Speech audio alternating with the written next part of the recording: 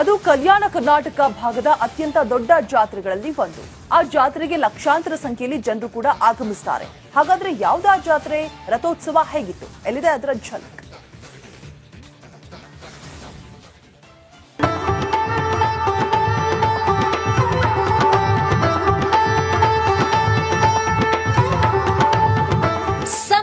ಸಡಗರ, ಎಲ್ಲೆಲ್ಲೂ ವಿದ್ಯುತ್ ದೀಪಗಳ ಅಲಂಕಾರ, ದೇವರ ದರ್ಶನಕ್ಕೆ ಹರಿದು ಬಂದ ಲಕ್ಷಾಂತರ ಜನರು. ಇದು ಕಲ್ಯಾಣ ಕರ್ನಾಟಕದಲ್ಲಿ ಕಂಡುಬಂದ ಅದ್ದೂರಿ ಜಾತ್ರೆಯ ಸಂಭ್ರಮ. ಶ್ರೀ ವೀರಭದ್ರೇಶ್ವರ ಅದ್ದೂರಿ ರಥೋತ್ಸವ. ದೇವರ ದರ್ಶನ ಪಡೆದ ಲಕ್ಷಾಂತರ ಭಕ್ತರು.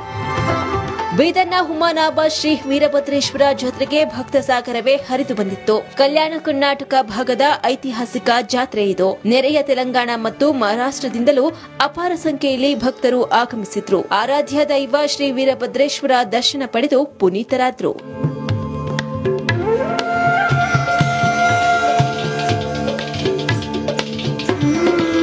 ಪ್ರತಿ ವರ್ಷ ಜನವರಿ 10ರಂದು ಆರಂಭವಾಗುವ ಜಾತ್ರೆ ಜನವರಿ 27ರವರೆಗೆ ಅದ್ದೂರಿಯಾಗಿ ನಡೆಯಿತು. ಇನ್ನು ರಥೋತ್ಸವ ಮತ್ತು ಪಲ್ಲಕ್ಕಿ ಮೆರವಣಿಗೆಯಲ್ಲಿ ಈ ವರ್ಷವೂ ಲಕ್ಷಾಂತರ ಸಂಖ್ಯೆಯಲ್ಲಿ ಭಕ್ತರು ಭಾಗಿಯಾಗಿದ್ರು. ಅಲ್ಲದೆ ಜಾತ್ರಾ ಮೆರವಣಿಗೆಯಲ್ಲಿ ಪುರಂದರ ಕಲೆ ಗಮನ ಸೆಳೆಯಿತು. ಅಗ್ನಿ ತುಳಿದು ಹರಕೆ ತೀರಿಸಿದ ಭಕ್ತ ಸಾಗರ. ಇನ್ನು ಅಗ್ನಿಕುಂಡದಲ್ಲಿ